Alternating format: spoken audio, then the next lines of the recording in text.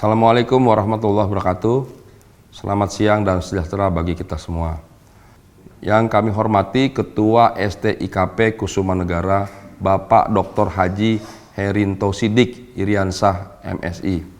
Ketua PPP SPPP GSDI, Koordinator Prodi PGSD UNJ Bapak Dr. Fahru Rozi MPD. Ketua Prodi PGSD STKIP Kusuma Negara, Bapak Krisnanji Banindra Yuda MPD, serta panitia dan seluruh peserta webinar ini.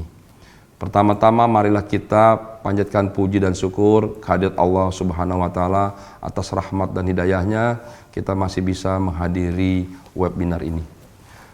Para hadirin yang saya hormati, pandemi COVID-19 telah menciptakan pola kehidupan baru.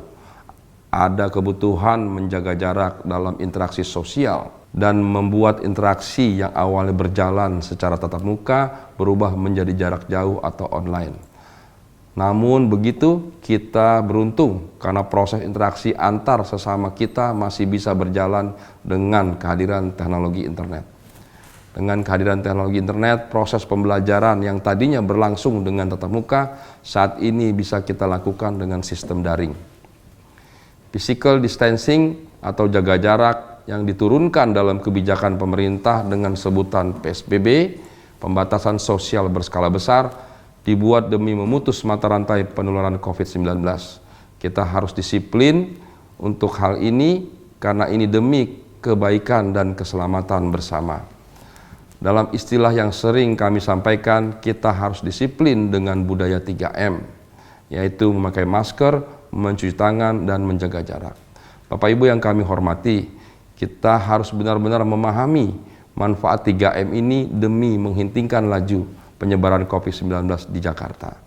Model ini sebenarnya sederhana, tujuannya adalah menghendaki agar setiap individu bertanggung jawab memperlambat penyebaran virus COVID-19.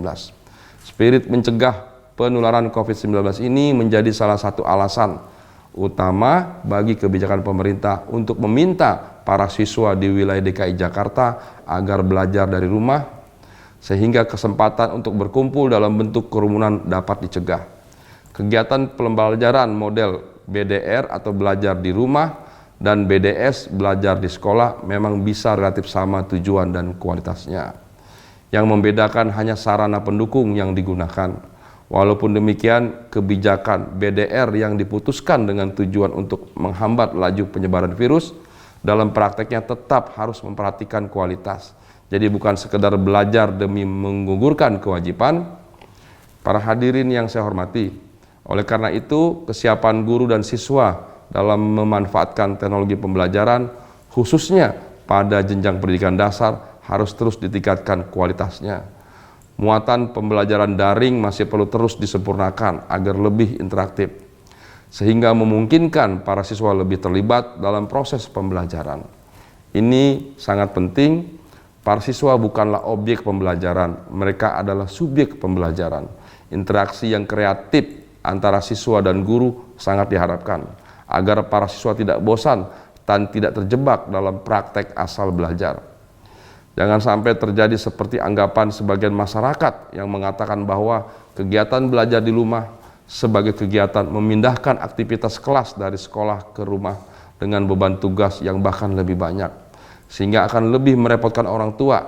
Selain itu, siswa menjadi dihadapkan pada kecemasan yang berganda, yaitu wabah COVID-19 dan tugas-tugas sekolah yang menumpuk tidak habis-habisnya.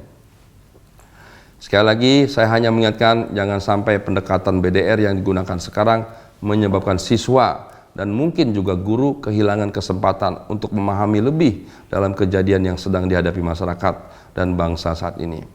Mereka jangan sampai kehilangan momentum penting untuk berefleksi guna menumbuhkan sikap solidaritas sosial, peduli, empati, dan peluang untuk memikirkan kontribusi yang dapat diberikan untuk membantu lingkungan masyarakat di masa sulit ini.